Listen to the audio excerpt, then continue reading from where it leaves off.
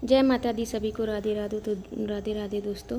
तो ये मेरा ब्लॉग है कि नवरात्रि के बाद जो हम लोग कलश स्थापित किए थे उसका क्या करें। तो सबसे पहले दोस्तों आपको क्या करना है, कलश का जो पानी है, जो जल है, आप आम के पत्ते या पुष्प से पूरे घर में छिड़कें। यह जल घर की नकारात्मक ऊर्जा को दूर करने वाला और शुभ फल देने वाला होता है।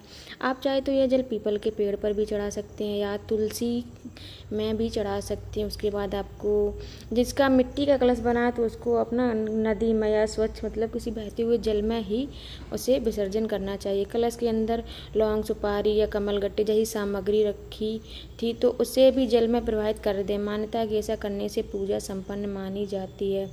तो और कलश विसर्जन के समय कुछ मंत्रों का उच्चारण भी किया जाता है, जिसे जो आता है वो कर सकता है। और अखंड ज्योति जो है आप उसे बुझाएं नहीं, क्योंकि यह शुभ माना जाता है। समापन के बाद ना आप इसकी बत्ती निकाल कर अलग रखें और बचे हुए तेल को आप डेली पूजा करते हैं उस पूजा में प्रयोग कर सकते हैं, क्योंकि यह तेल बहुत ही पवित्र हो जाता है। तो आप इसे पूजा में प्रयोग कर सकते हैं। और अपना पूरे घर में जल को खींचें और मतलब छिड़कें। और जैसे अपनी छत है, छत में भी, पेड़ पौधों में, सभी जगह आप इस जल को बहुत ही पवित्र माना जाता है। और इसके बाद आप जो बचा हुआ जल होता है आप उसे तुलसी माता में ज़रूर डाल दें और अन्य पौधों में भी डाल सकते हैं, क्योंकि तुलसी माता में डाल देते हैं। और जो आपके घर में बहुत सारे गमले हैं, पेड़ पीपल का है और किसी का है, तो आप उसमें डाल सकते हैं। और इसके बाद कलश सारे मतलब कलश का पानी यहाँ पर डालना बहुत ही शुभ होता है और ऐसे ही ना ही फेंकें। और जिसने मिट्टी का कलश स्थापित किया था तो आप ना उसे किसी नदी या स्वच्छ मतलब बहते ही पानी में ही विसर्जित करें। और जैसे मैंने पीतल का किया है तो मैं ये रख लूँगी और मैं अगली बार फिर इसी कलश को स्थापित करूँगी।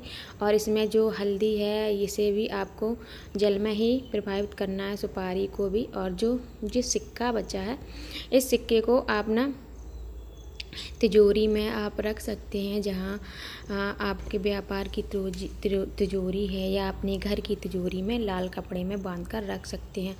तो देखिए इसके बाद जो यहाँ पर मंदिर में अखंड दीपक जल रहा है इसे मैं बुझाऊंगी नहीं, ना ही आप लोग इसे बुझाइएगा, ये अपने आप ही जलता रहेगा और इसके बाद ये बुझ जाएगा। और जिसका जो दीपक है, जो बाती है जो बचेगी, आप उसे अगले दिन पूजा में प्रयोग कर सकते हैं। और माता रानी को जो आपने श्रृंगार अर्पित किया था, आप उस श्रृंगार को माता रानी के पैर छूकर आप रख लीजिए, उसे आप अपने श्रृंगार में शामिल कर सकते हैं, क्योंकि माता रानी का बहुत आशीर्वाद है। चूड़ी हैं, आप इसे पहन सकते हैं और आलता है, लगाइएगा माता रानी का आशीर्वाद समझ के।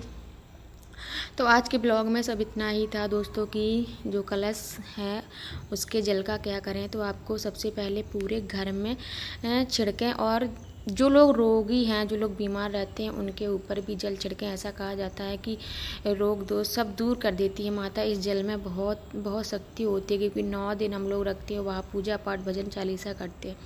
तो आज के ब्लॉग में इतना ही। जय माता दी सभी को।